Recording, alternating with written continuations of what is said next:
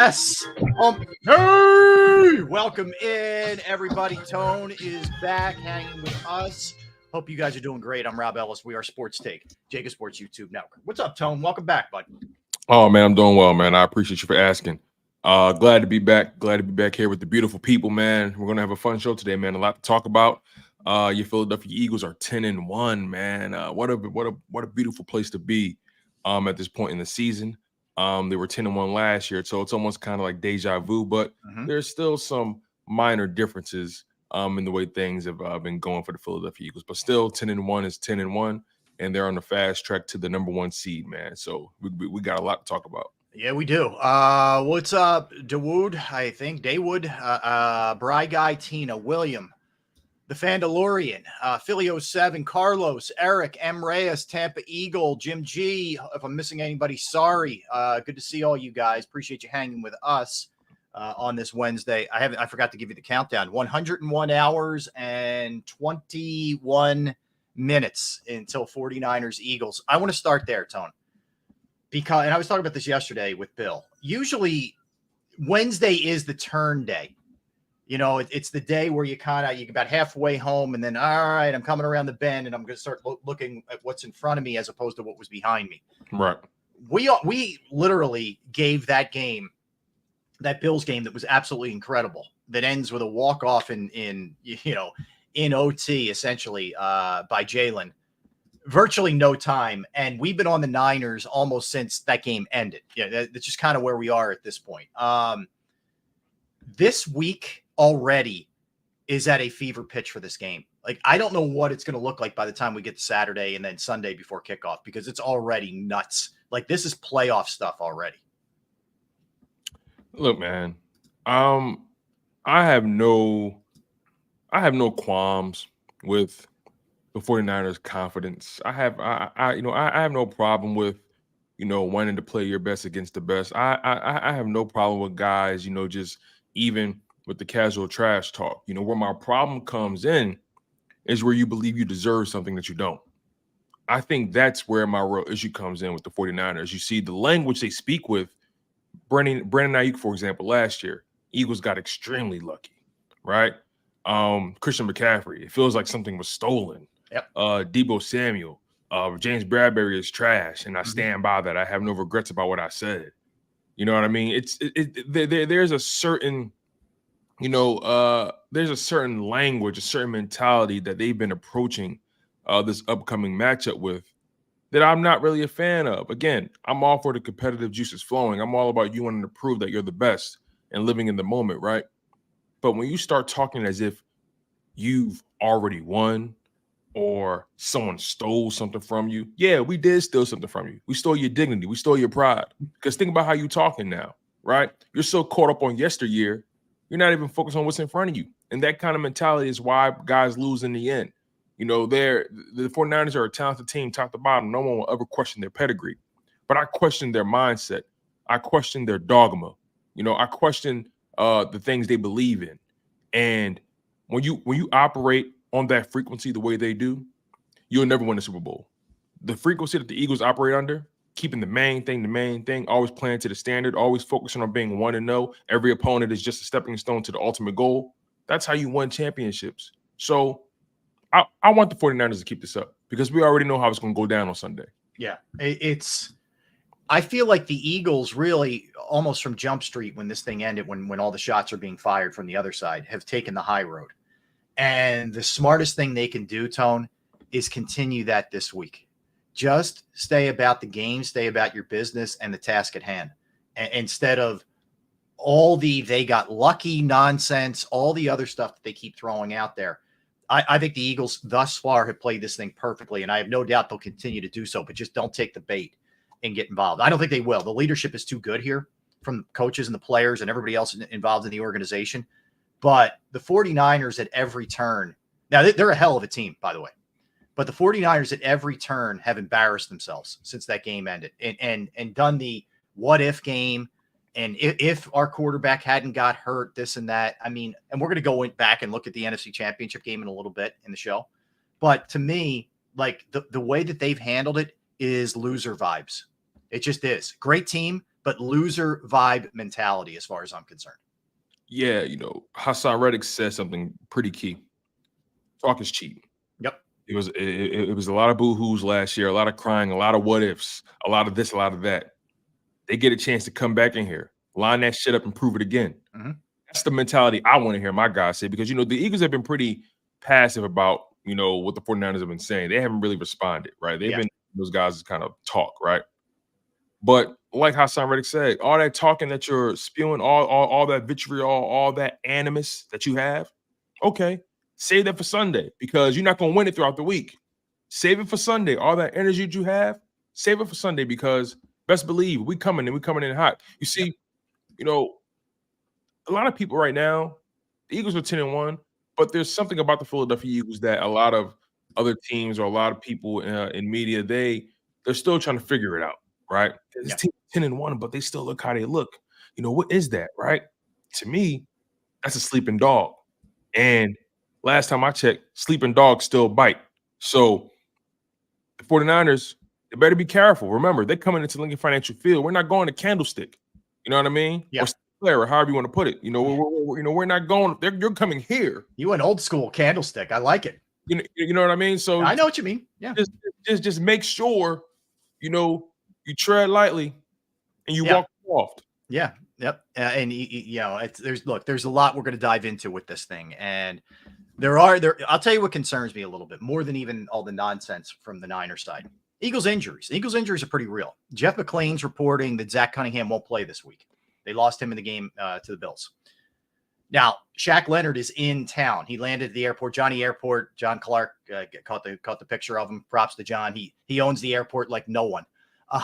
But he got a shot at Big Dom and Shaq Leonard, at the airport. He's headed to the Eagles facility to work out. If I know the Eagles, if he looks good enough in these workouts, there's no way he's leaving town, because he visited the Cowboys yesterday. That won't happen. Now, if he does leave town, it'll tell you something about where he's at physically, in my opinion. Just my opinion. Right. So that could be an addition that you need. You need a body. That's for sure.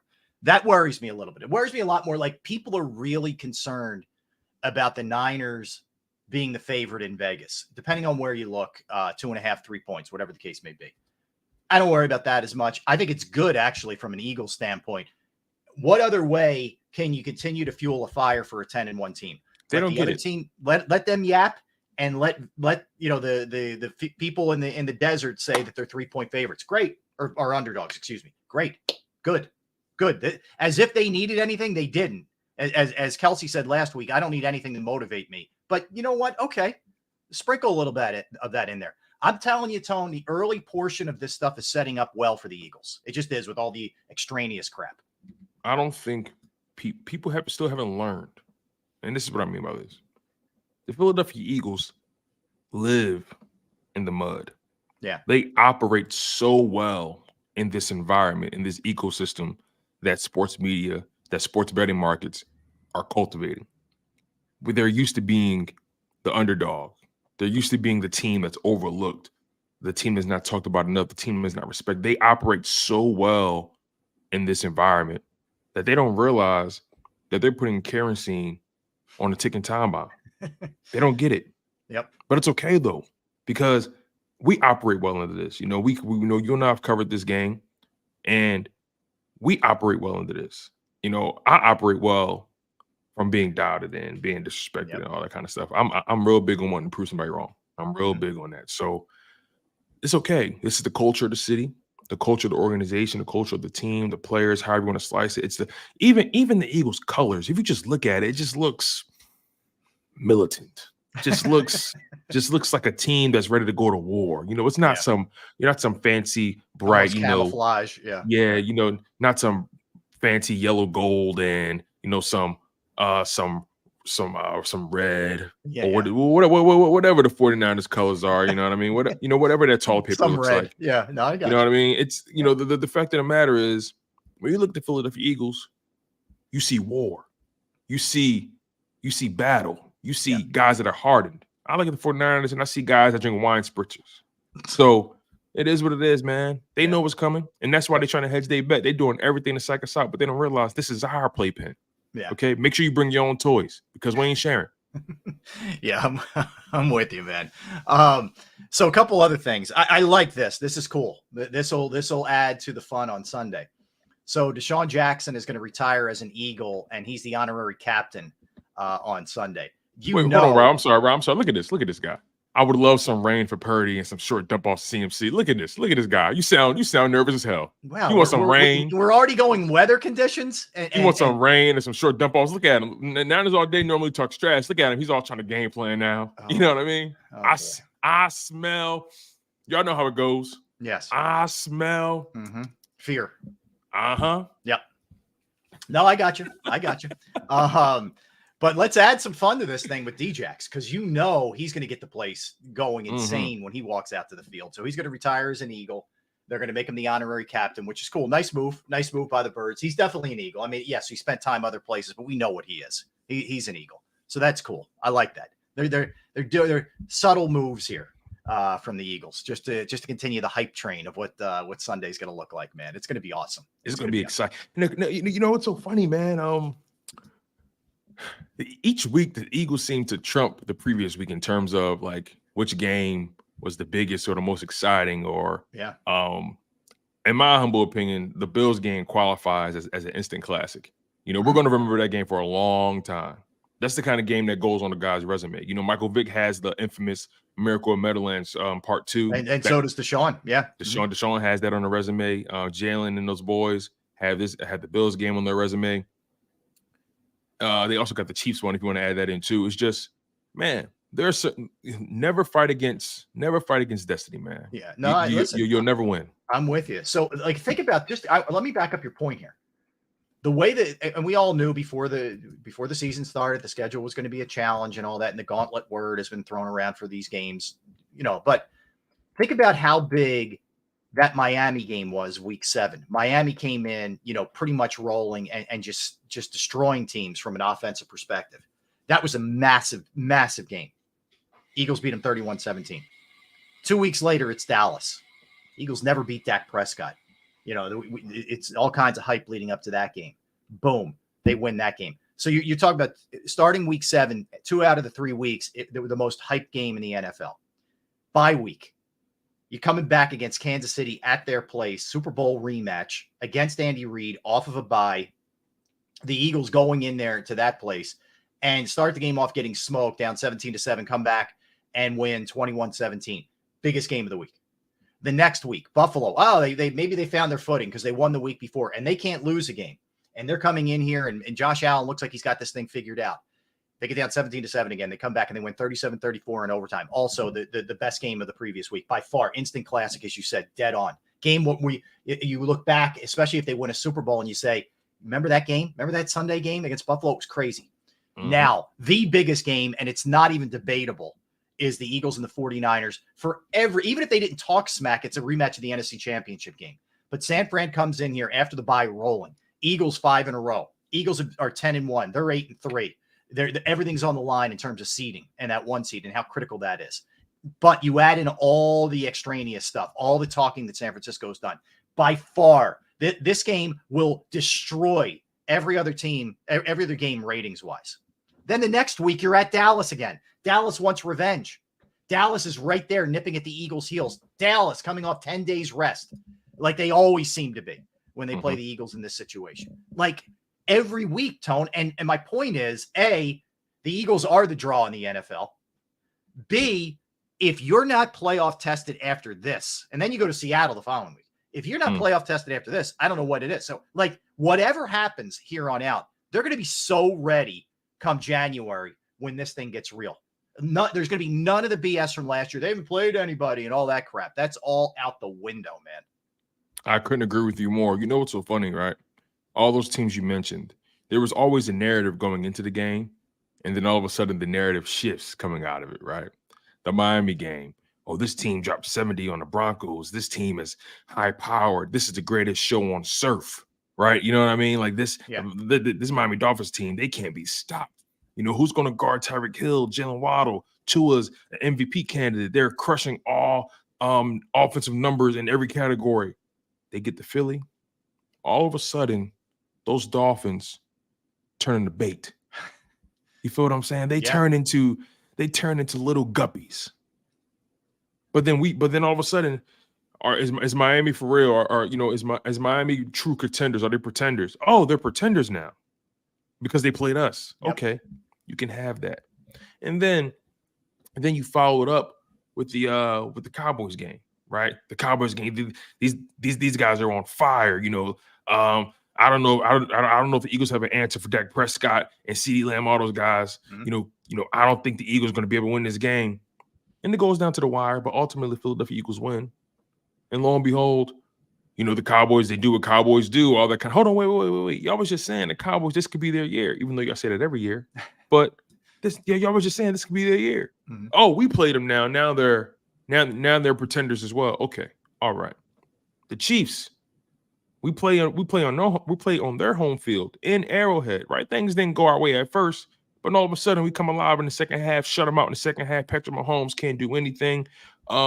Defense makes some pretty key stops. Certain things go your way, but that's how the game of football works. You win some, you lose some. You got to take advantage of your opportunities, and you can't miss the ones that you get. Eagles win that game 21-17. Shout out Patrick Mahomes and that offense to no points. You know what they're talking about now? Wow. The Eagles got lucky. What did the Chiefs do to lose that game? How did the Chiefs lose that game? What did they do? Yeah. Instead of talking about what the Eagles did to win that game, they're talking about what the Chiefs didn't do, right? Yeah. Okay, fair enough. You're talking about luck. All right, okay. Then the Bills come to town. They're pretty much taking it to us in the first half. All of a sudden, we take it right to them. We're going back and forth. The game is nick and tuck. Send the game into overtime. Jalen Hurts drives down the field for the game-winning closeout touchdown, the walk-off. And you know what they're talking about? Man, what a terrible first half he had. But, man, Josh Allen, these Bills, was this their lowest point? What opportunities did they miss, right? Did the Eagles get lucky? All this kind of stuff. All this stuff about the things that they could control, but not focus on the things that we control. So my point is this, Rob. The fact of the matter is there's no luck involved with this Philadelphia Eagles team. There's nothing there's nothing about it that makes you believe that this team can't sustain their level of success. You don't go 10-1 in back-to-back seasons at this point in the season, and then all of a sudden it's luck because you can't explain it, right? I said this to Cilio not too long ago. I said these guys on television, right?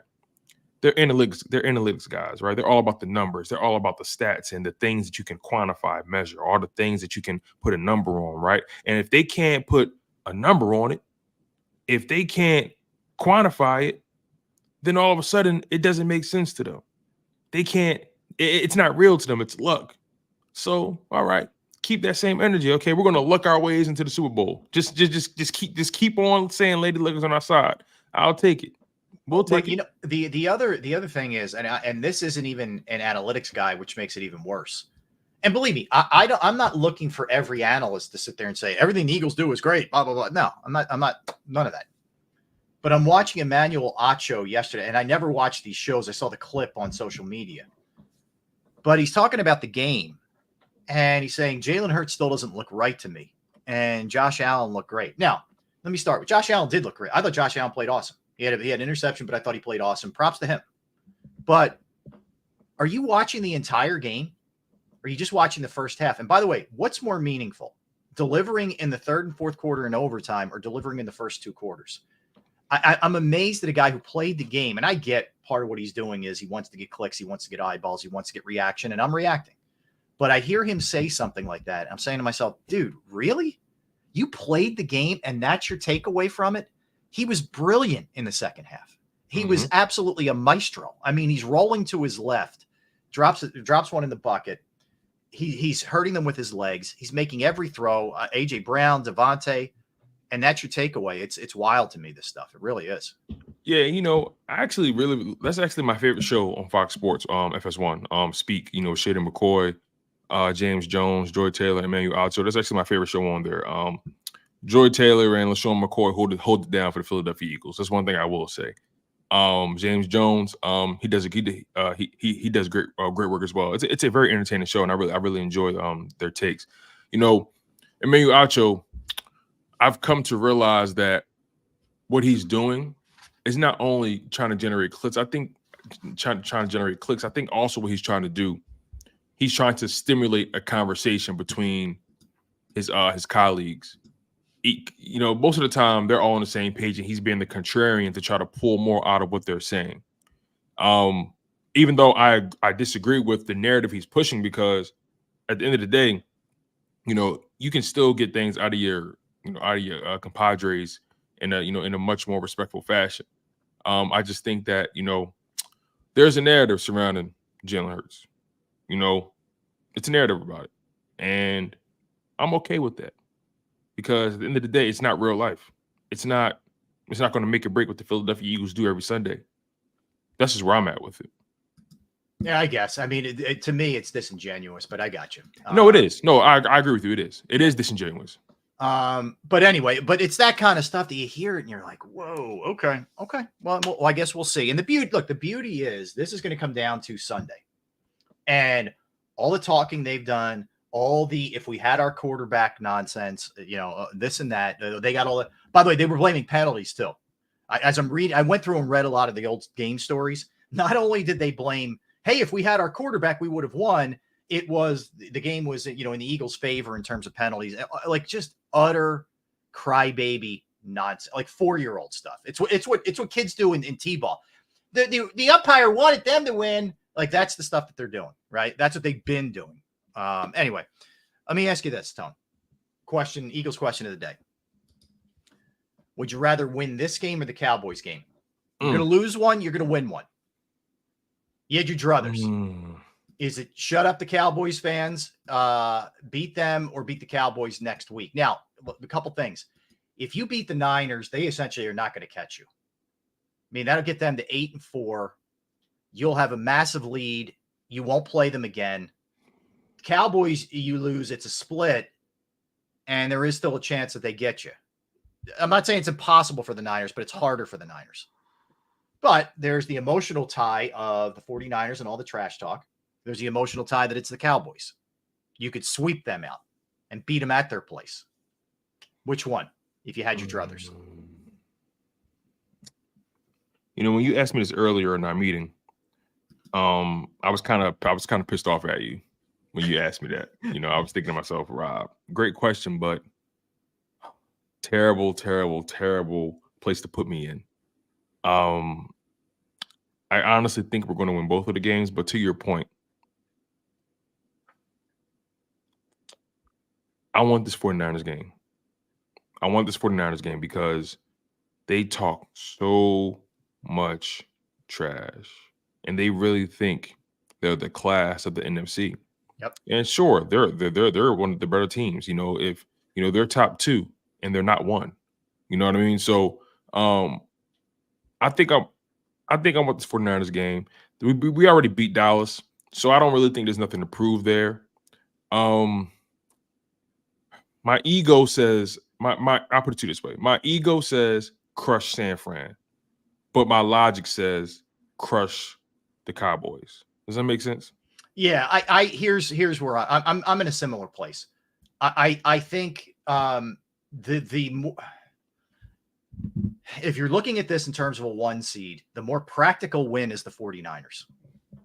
And it would be nice, cherry on top, just to shut all their clown fans up. But the practical thing would be the 49ers.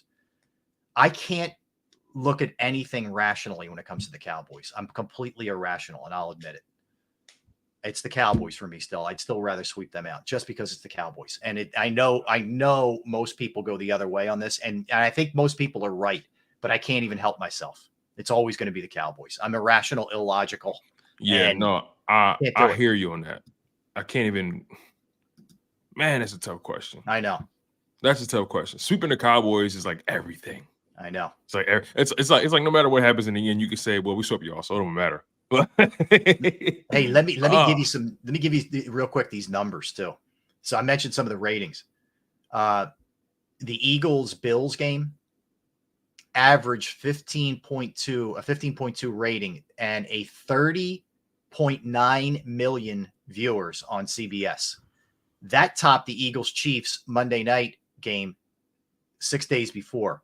The game before had a 14.9 share and was the highest rated telecast of the season. So the Eagles have had in consecutive weeks the 2 highest rated games of the season. It's going to be 3 consecutive weeks. Yeah, this week is going to destroy both of them. It's going to destroy both of those. Yes. Yeah. So the Eagles are box office. Like as much as selfishly we would like the games to be during the day and 1 o'clocks and all that, the reality of the big business of the NFL is Eagles are going to be 4 o'clock, 4:25, whatever. They're going to be Sunday night. They're going to be Monday night. They're going to be Thursday night because it's big business for the league to have them that way. And this game this week at 4:25 on Sunday will destroy every single rating this season and do it, I think, pretty handily. These next 2 weeks for the Philadelphia Eagles are going to be ratings barn busters, like barn burners. I mean, you got 49ers at home at 4:25 in the afternoon. Then you got the Cowboys in Jerry World, Sunday Night Football. The Eagles can very well have the highest rated games throughout the season. In the next 2 weeks. These are the games that people have been looking forward to, especially this one, you know, with everything surrounding it. And look, like I said, I love the trash talk that's building up. I love it. I love it. But humble yourself, because at the end of the day, don't talk about what you deserve and what you should have. And listen, we don't move like that in Philadelphia. You gotta earn your keep here. See, that's the problem with you. That's the problem with you, a West Coast team, right? You think you deserve everything. Nah.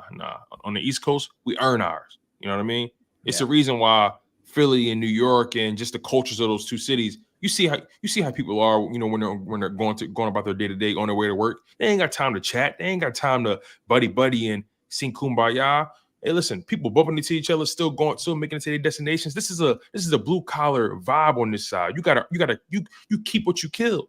You feel what I'm saying? Yeah. Whereas on the West Coast, you pretty much are given things on a silver platter.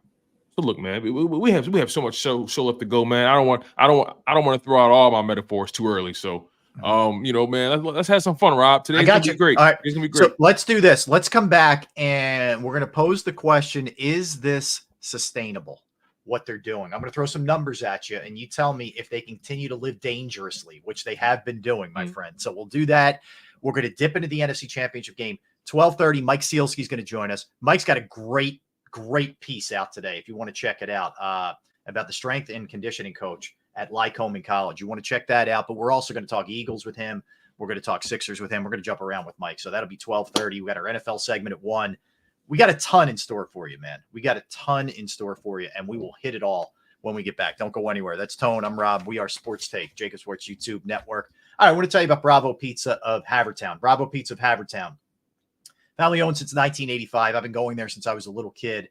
You got Alex and the crew there each and every day making just the most fresh and best food available. They have 20 different styles of pizza. They have slices to go. They have specialized pizza. The way that you want it, they will make it. They don't just have pizza. They have fresh pasta, sandwiches, wraps, wings, and salads. Bravo Pizza is also committed to the community. They have fundraisers for charities, for schools, for little leagues, where the proceeds go to those organizations. You could follow them at the Bravo Pizza of on Instagram and Facebook for daily specials and promotions. They're at 1305 Westchester Pike in the Manoa Shopping Center in Havertown. 1305 Westchester Pike, Manoa Shopping Center in Havertown. Give them a call right now. 610-446-3810. 610-446-3810. Bravo Pizza of Havertown.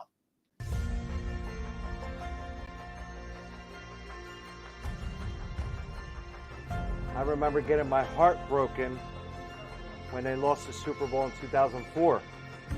We're big Eagles fans. We moved to South Philly because of the Eagles.